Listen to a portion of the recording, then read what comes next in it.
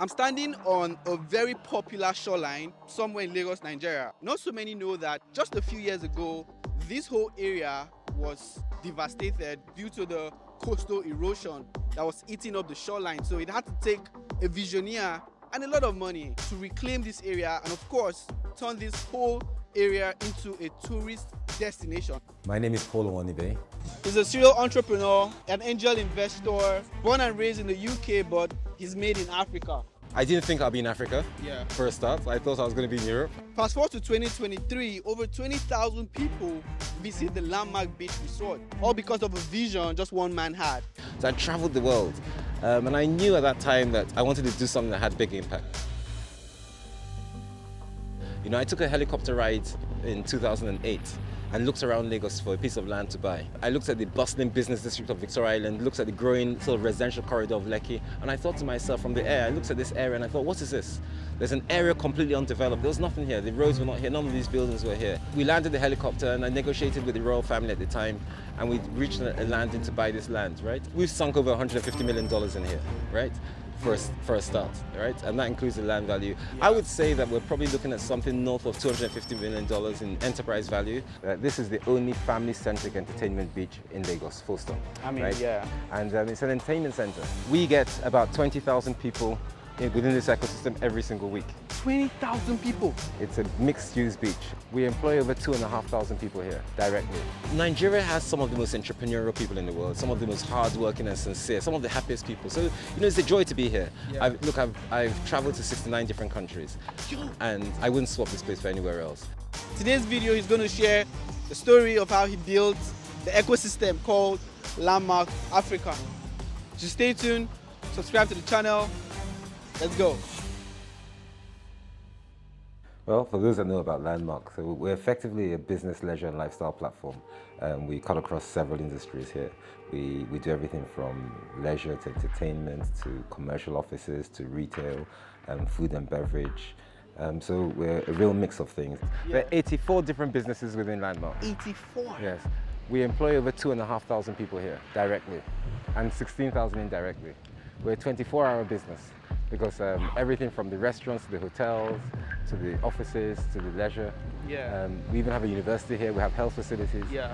So there are a lot of people here and a lot of businesses here and a lot of lives that are changed here. That really makes the point when you say it's a work, live, play environment. absolutely. Like It's everything all the way from nightclubs to restaurants to name it. Did you ever envision, I mean, probably in your 20s, that you would ever build an establishment like this sometime in the future? In all honesty, not really, not in my early 20s, right? But by the time I got to my, I got married in my mid-20s, I had a family to feed, a mortgage to pay, I had the real hassles of life. I was going through my career, and I was working in a fairly highly senior management position by my late 20s. And at that point, I'd worked with an entrepreneur, a guy called Mark Dixon, I'd opened offices around the world, so I'd traveled the world. And I knew at that time that I wanted to do something that had big impact, but it was always going to be in the property environment because that's all I had done all my life. I didn't think I'd be in Africa for a start. I thought I was going to be in Europe. You're a business person. It's Africa, or Nigeria specifically, is a very difficult ground to make a business. There are challenges here, there are challenges in the UK, but there are more challenges in Nigeria, different type of challenge. So why did you choose to come back? No, I mean, it was amazing. So I was running this business in Europe, and we're in 7 European countries at the time. A good friend of mine came to the UK, and he said to me, you know what, this thing I'm doing in Europe, I can do it in Africa. And I thought to myself, you know what, I'll take a trip. So he invited me over to Nigeria. I hadn't been to Nigeria since I left school, right? So I came to Nigeria, I think it was 2002. And I looked around Nigeria, met a lot of people, and I thought, you know what, Nigeria is becoming right.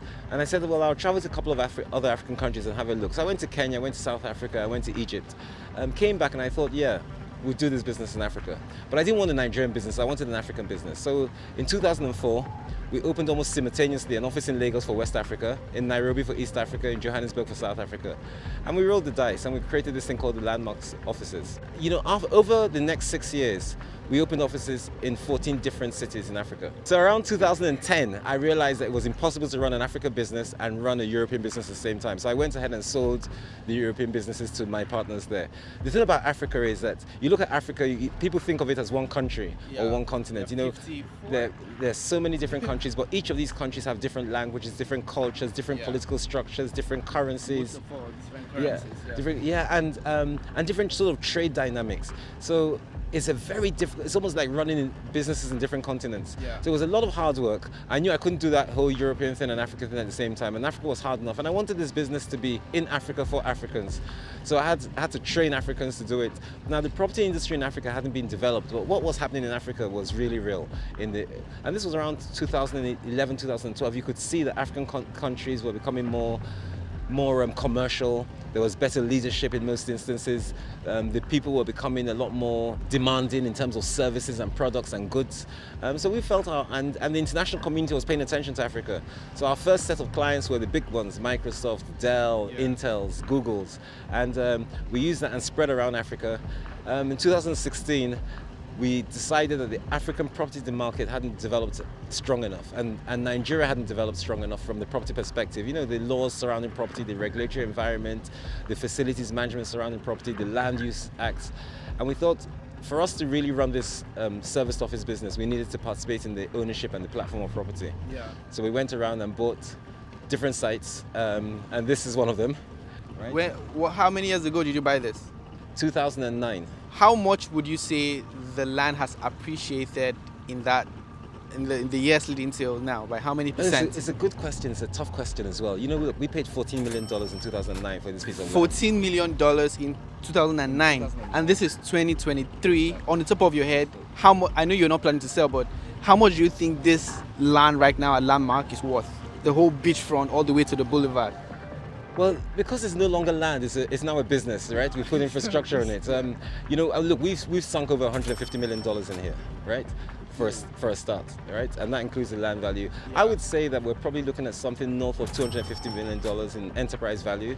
But in terms of just land cost, I don't know.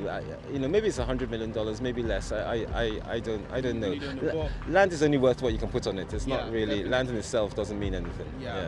When you initially bought this, what was it like? Because I know the whole story. I made a couple of videos in the Atlantic. I know the whole coastal, you know, erosion and all the problems that was eating up the shoreline. But was that the same situation with the Landmark when it was like? So no, you look, we came long before. No, there was nothing here. You know, I took a helicopter ride in 2008 and looked around Lagos for a piece of land to buy. I looked at the bustling business district of Victoria Island, looked at the growing sort of residential corridor of Lekki, and I thought to myself from the air, I looked at this area and I thought, what is this? There's an area completely undeveloped. There was nothing here. The roads were not here. None of these buildings were here. So we landed the helicopter and I negotiated with the royal family at the time, and we reached a landing to buy this land, right?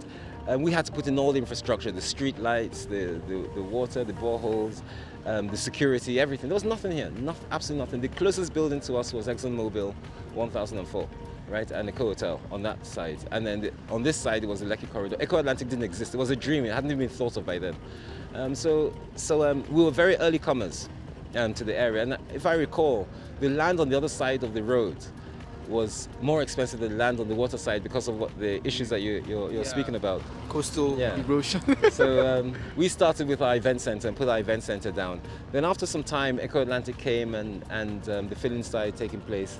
The coastal erosion was quite severe then. You know, we spent almost $2.5 million shoring up our coastline. Yo! To ensure, it was. I mean, for you to put that amount of money, it means you really saw the long-term vision. Yeah, so you know, the thing about real estate, when you jump into the water, you're jumping with 2 feet, right? You can't look back, you can't go in half measures. You can't test the waters. No, you can't test the waters. You know, if you believe in something, then you've got to really pursue it like you have no choice. Yeah. You know what the Brits used to do when they used to go around the world conquering places? They say burn the boat, right? So they arrive in this remote island, they burn the boat, so there's no way out. Burn your boat, you're not survive. going anywhere. So you must survive. We did that. So that was the situation you were in. You burnt the helicopter. We burned the helicopter. So there was no way out. So we had to make this work, right? And you know, look, this is a country that has challenges, and I don't take that lightly. Hello, my name is Tamara. I'm from Croatia, and we heard that this is the best beach here. it's our first time actually to be on this beach, and we really like it, so we wanted to come and to check it out, and we really like it for now. My name is Lina. I'm from Bulgaria. I'm coming here because my husband is working here. We decided to try this beach because we've heard that this is the most amazing beach here. It's nearby our hotel, so yeah, we decided to choose it, and it's amazing, really. There are a lot of things to do, like you can choose from everything. You have fun party bars, you can jet ski. Yeah. You can go on the area to make tent, to make good photos. It's fun. You can do anything. Yeah. I think it's more secure than other beaches in Lagos, right? The access is pretty straight to the point, right? There are no agberos harassing you for money and stuff. So yeah, I'd say the security, the activities, and yeah, I mean, it's cleaner than other beaches, basically. That's it. A few years ago, there were three things that were happening in the world. One was that the borders between work and play were graying out, right? The second thing was that we had a lot of infrastructure challenges within cities like Lagos and countries like Nigeria. And the third was that growing population, or what I like to call the demographic dividend, right? So a lot of young people who are on social media, who watch TV, and they have aspirations far beyond the borders of this country. And I thought to myself, how do I create all this? How do I create a solution to these three things in one, right? A destination for young people, right, to live the life that they could live anywhere in the world here on our home soil. Two is, how do we deal with all the infrastructure challenges in the environment? And then three is, how do we put live, working and playing in one place? Yeah. So those were the three things that literally started this thing. Now, you know, Nigeria is a place where you have to provide your own electricity, you have to build your own roads, you have to provide your own water. Sometimes you have to clear your own air. You have to clear your own air to breathe, right? so we thought, you know what, we'll do everything in here. So as you see this place, as I said, a lot of, 30% of the money we've spent here, you can't see it. Yeah, it's the sewage, it's the water, it's the electricity, it's all that infrastructure underneath the ground. Then you have to create a business environment, a platform for people to come. So we look at ourselves almost like our own sort of mini government, where we provide, the security, the water, the electricity, all the infrastructure. We provide the rules and the platform for businesses to operate. And the businesses come and they operate here quite successfully. So many people like me out there, like when they hear landmark, the first thing that comes to their mind is the beach and the beach resort. So it was very interesting to see that there's a strong real estate presence right here at Landmark. And I don't know if it was you that posted on Twitter, Landmark secured a 24 million funding from Shelter Free to partly finance the construction of the mixed-use development here. So kind of tell us about the mixed-use development and basically what it offers. Well, first of all, I have to say, we're used to raising funds. So we've raised over $100 million here over the last, I would say, 20 years. And this fund does two things, right? There's some foreign debt that we have to repay, so there's part of it that's refinancing, and then part of it is being used to anchor the Waterview. Most of it's going into the bricks and mortar of the Waterview. Yeah. So we raised $20 million from Vantage. We've raised several amounts of naira, 3, 4, 5 billion naira at different times. We've paid all those back, but this is just another round, and there's a lot more to come. And what this mixed-use development is, we call it the Landmark Waterview. It's a 30-floor tower, and will include several apartments ranging from studios, 1 bed to 2 beds, all the way to 4 and 5 beds. This Waterview is the catalyst or the stickiness of Landmark, because overnight we'll have probably 300 odd units, maybe 900 to 1,000 people staying the night here, and being able to participate in all the activities we have, the business, leisure and lifestyle. That's a very interesting number. Yeah, so I always say it's not, people call it a residential development, but it's not. Anybody buying into it is buying into a lifestyle. We're standing right here, literally in the center of the Landmark ecosystem. This site is 1.2 kilometers long, and I'm standing at the 600-meter mark. Now, in 3 years' time, I'll be standing 30 floors up if I'm exactly on the same spot. So what we're about to do here is build our new residential tower, and we call it the Landmark Waterview. It's 30 floors, it has 300 apartments, and we're looking forward to seeing probably the best-in-class business, leisure and lifestyle building in Lagos. And we look forward to welcoming that to the ecosystem. It will be a great addition to the ecosystem, and I think that's the last piece of real estate that we're building within this environment, and hopefully it will be complete then. I live and I work and I play within the Landmark community, within what I call the ecosystem. Yeah. And I think that bringing of the Waterview apartments will give 300 families the opportunity to do exactly the same thing and understand, what it means to be in a bubble and away from the infrastructure challenges, away from the challenges that Nigeria or Lagos has to offer, and be in an environment where everything you want is at your doorstep. You know, that's service-oriented and leisure-oriented at the same time. I don't think the last time I came here I saw this. So really, what happens here? Oh, this is new. This came up in December. So it serves three purposes. It's a jetty, so for the water sports, the jet ski, the boats. Yeah. There's a bar and a lounge for people to come and hang out, and sometimes they have night parties. Yeah. And there's an events place, so it's like a pier as well. So the very interesting thing about Landmark is for every quarter you come here, there's something new. I was here, I don't know, a couple of months ago. I'm not sure I saw this. We try to enhance experiences, so we Yeah. want to make sure that people see different things and have real experiences. Look, in Landmark, we want to bring as many people here as possible, want to give them a great experience, and want them to go back and tell other people how nice a time they had. I've been to some other African countries, South Africa, Namibia, I mean, all around, coastal. I'm going to be in Tanzania in a few days now. Yeah. So I noticed like people just go to the beach and just chill, they just have fun. Yes. But as in Nigeria, like you'd have to pay to go access the beach. Yeah. Why is that? Nigeria has a lot of beach, and the government haven't developed any of the beaches. in Okay, so Nigeria. the private individuals develop this beach, Yeah, make it yeah. very beautiful, and Yes, it's on. Okay, yeah. We've probably put 6 billion naira in. just Of developing infrastructure. it to look this nice. Yeah. And can you imagine the infrastructure you don't see? The water, the power, the sewage, the internet. So, and all that's underground, and that's in marine conditions and Yeah. marine environments. So, you know, there's a 6 billion naira bill here. You know, it's over $10 million. Yeah. And the government hasn't. And this is a beach that's 1 kilometer long. So imagine if you had to do that for the 236 kilometers of Lagos beaches. Entrepreneurs will definitely change the world. We get about 20,000 people within this ecosystem every single week. 20,000 people visit the Landmark every week. We get approximately 20,000 people here every week. Is that excluding of when you have like massive events? Because I know you have an event center that's quite popular. Exclusive events. How much is the ticket in here again? So the ticket, it ranges from 2,500. All right, Yeah. you can do the math. Yeah. Yeah, so what can you say like regarding like the tourism industry in Nigeria? Like what can be changed? What policies can be put together? For tourism to work, Yeah. there are three things that are basic, right? Okay. One is security. You have to get people have to feel secure. Two is infrastructure. People have to be able to get to where you are. So the roads have to be good, the beautification, the environment has to be good. And then the third is service. You know, we have to have a service culture. So how does the government help? Tax breaks so people can invest in this infrastructure. Yeah. Security, where they deploy security infrastructure to ensure that places are safe and the perception of safety is there, right? And then third is create the hospitality environment so more and more young people can actually get involved in hospitality and begin to provide a service to other people. And if that happens, you know, they're beneficiaries of the service and the givers of the service. Yeah. So one set of people are making money, another set of people are spending money. Yeah. And you know, that's what makes the world go around.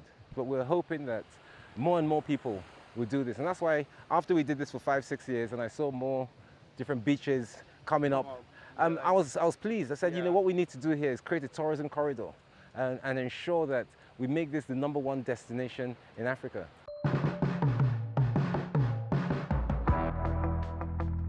So this is the Boulevard. So what's the idea behind this? So this is a retail high street. So you know, Lagos is so busy and everywhere is quite noisy. So what we wanted to create was a more serene, more intentional environment for shops and for people. And you know, there's a lot of footfall here. There's a lot of traffic here because of our convention center. The idea was to bring different mixes of different shops. So you know, there's a coffee shop, there's an art gallery, there's a bookshop, there's an arcade, there's a furniture place. KFC. There's a KFC. Yeah, office spaces here as well. The office spaces on the top floor. There's a Hard Rock and Shiro here. There's a South African food chain, the Spur Around Steakhouse. Yeah. When the ideation for this whole business came about, like, did you draw reference from any other business in anywhere in the world and sort of like wanted to have a Nigerian or Lagos version? This is a package, I think, of different infusions of different cultures. Things. Yeah, Oh, different things. Okay. That retains the spirit of Nigerian architecture as well. So, Yeah. you know, in the theme of mixed use as well, we wanted to keep everything sort of tight and close together. Yeah. Try to make sure all the infrastructure is here, try to make sure it's clean and it's a friendly environment, but also a controlled environment. So we back to the streets, put it all together, and we made a pedestrian area. So, Right. So we don't have all the fumes of the cars. Yeah. Maybe you want to share with us what mistakes you made while you were building this up from scratch, so people really know that you're human as well. I would say is a mistake everybody makes in business, is you overestimate the amount of money you will make, you overestimate the capital you have, and you underestimate the market forces. Yes. So I would say that was probably one of the things I had to find my way transitioning from Europe into Africa. Yeah. Right. We had to borrow a lot more money than we thought. Wow. Wow. Yeah. Did you at any point be like, are you sure I want to proceed with this idea? Every day of the week. Every day. Still till today. Every day. For real? For 25 years. Every day I've woken up and said, do I really want to do this? I mean, right? at this point, you don't have a choice because how many staff do you have? Well, there are 2,000 people here. So 2,000 times 2, because now there are other people, attached to those 2,000. I know. So 2,000 people are looking up to you. But that's what keeps you awake at night, Yeah. and basically that's what makes you get up in the morning, right? Yeah. So when you think of the mistakes, and every day I question whether it's worth the hassle, because there is a lot of hassle in running a business of this sort of size and this sort of diversity. But you say, look, there are 2,000 people here, and probably more. These 2,000 people probably support another, 10,000 people, right? And you think, these people have to do well, and you've got to make dreams come true. So my last question is, what do you really define as success? Success is fulfillment, but I think success is a journey. It's certainly not a destination, right? And success is when you can affect the lives of other people positively, right? So when people walk up to you who don't know you, not when you affect your family's lives or your friends or your staff, people who don't know you at all, where you affect their lives and you're not looking for any gratitude, you're not looking for anybody to be grateful. That's success. This has been a very interesting video. I myself, I come here to have fun, to chill, to relax, and I'm glad. It's a privilege to meet with the visionary of the project. Thank you so much, guys, for watching. Let me know what you think about this video, and most importantly, I'm going to put links to the development on there. So if you want to invest in the real estate side of things right here, which I'm going to go check out for myself right now. Thank you, so Steven. much, sir. He's My actually pleasure. rushing for a meeting right now. So My pleasure. Thanks a lot. Thank you. All right, take care. All right. All right.